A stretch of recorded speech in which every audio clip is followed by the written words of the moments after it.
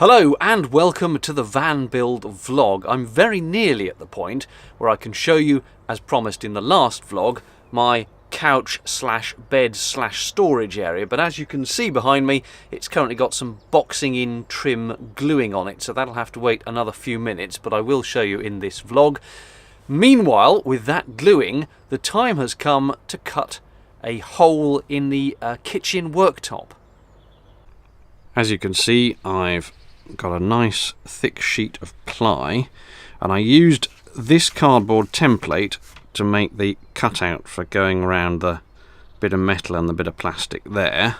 So I cut the ply to the right shape, and then I also made up this template for the hob. The people I bought it with supplied a cardboard template, but I made another one for reasons too boring to go into, just made it a little bit more accurate.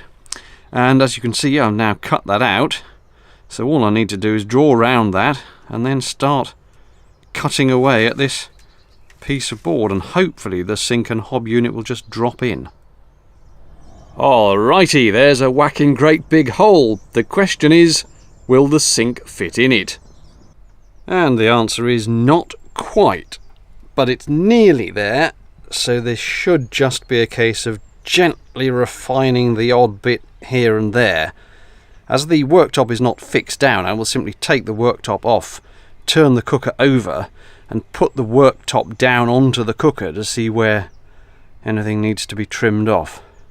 There we go, upside down, and immediately I can see that this piece needs a tiny trim just to let this bit of metal come through. And that should be about it, actually. The rest of it is pretty much right. After a ridiculous amount of tweaking of the hole and filing and messing about, ladies and gentlemen of the jury, I give you the dual hob and sink unit in place. Not actually screwed down and not wired into the gas or anything, but, you know, in its holding place. With the wheel arch now boxed in, apart from the far end which I'm about to do, I can now fill this void with the very last remnants of the loft insulation, because otherwise that wheel arch is just metal to the outside air, so this whole space has no other useful function, so I'll just stuff it with insulation. Hello, it's a few days later and I haven't really been doing much. I've been busy, but I haven't really done anything dramatic to the van, just lots of little fiddly bits here and there. But now is a good juncture, I think, to show you progress. I've been meaning to show you my bed couch thing, so let me demonstrate that. As you can see at the moment, it is in couch mode. I can sit here, lean against the back and enjoy the view out of the side door perhaps, or I can be a little more slouchy.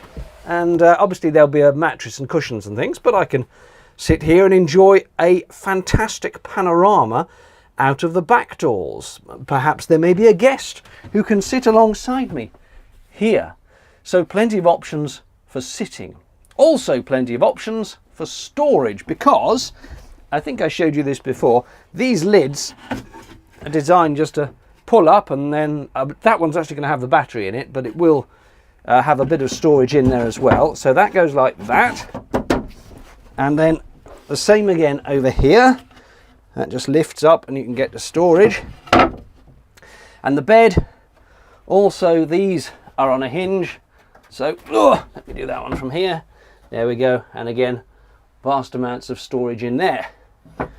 Should the ladies come calling and there's a need for a bit of extra space of a night, well, fear not, because this will also come out that way. Oh, incidentally, that makes, by the way, a little three-way dinner. If there's a table here, you've got one person there, one here, and one here. A bit cramped, but you could do it. And then also, obviously, that one comes out. And I haven't put the supports under these yet at the far end, but they come out to here. And there's a reasonably wide bed. So I'll just push those back in.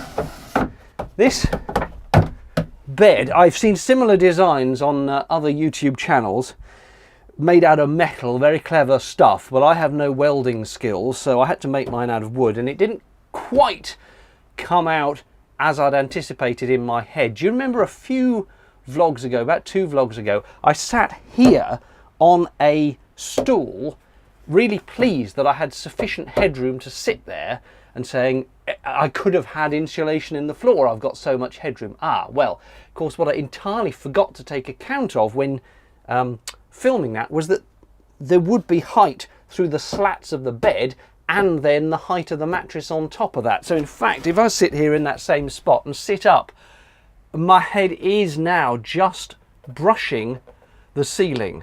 So I could not, in fact, have had any floor insulation down, or my head would have been completely touching it. But I really have to sit up to do that, so I'm more likely to be slouching back a bit like this, I think, in which case the headroom is perfectly acceptable.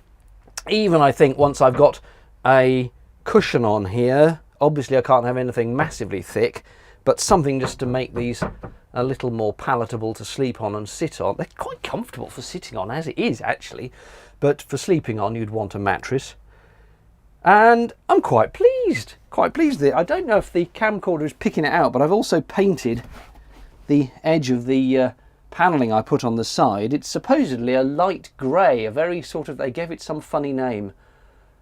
You know how they come up with names for shades that aren't actually colours, like pebble and moon dust and all that. It was one of those type of greys.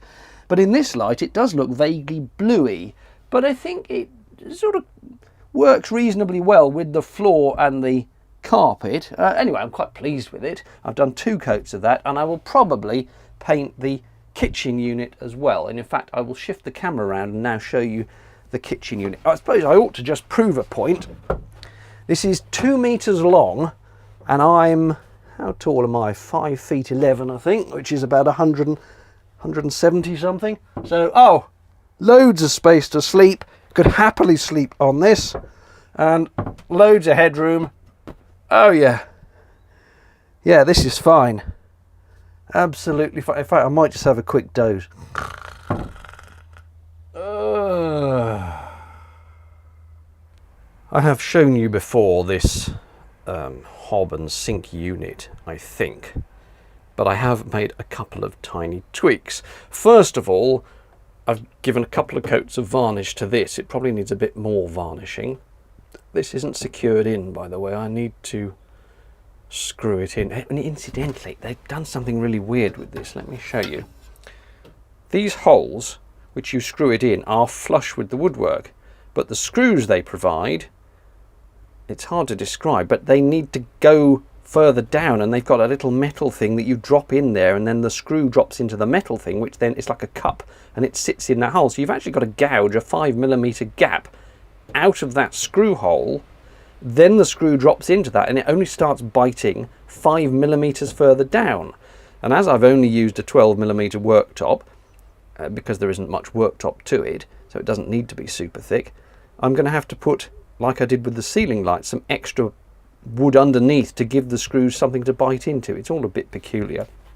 The front of the storage, as you can now see, has the wood panelling on it, and this is a tambour door which may or may not work. It's being a little bit stiff, and there we go, that can get stuck there we go. So there is access to storage underneath, and the brown thing there is the wheel arch, and that's a bit of heater tubing which is just sitting there. But I'm thinking that tins of food and things could quite happily go under there. So slide that back. And then over here, with the hole in it, this is on a magnetic catch, just 4 little magnetic catches. That's access to the water container. Now I've slightly messed this up because the size I left there, front to back, is about maybe a centimetre too small to have the 2 water containers I wanted side by side, which is infuriating. But I'll just have to buy a smaller one, I think, for the wastewater, the grey water, and the bigger one for the fresh water. And then I've done the same again this side. To do that with the wrong hand. As you see, the idea was to have 2 of these side by side, but they won't quite go.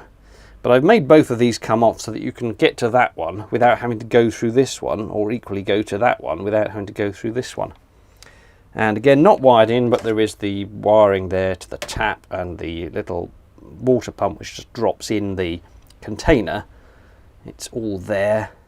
And the other thing is I have got that wiring round the back that goes off to the lights and things, and I just want to shield that off slightly. I mean, it's wrapped in plastic, and each strand of wire is also wrapped in plastic, and the water shouldn't be splashing out of the containers anyway, because if it is, then there's a problem. But I just want to put something extra around that, I think. But there we go, that is current progress, and I need to start thinking about actually plumbing in the piping, the gas piping for this, which I'm toying with. I mean, I'll do it myself, but I will get it checked by somebody who is gas registered and all that, as I do not want to blow myself up, or anyone else for that matter.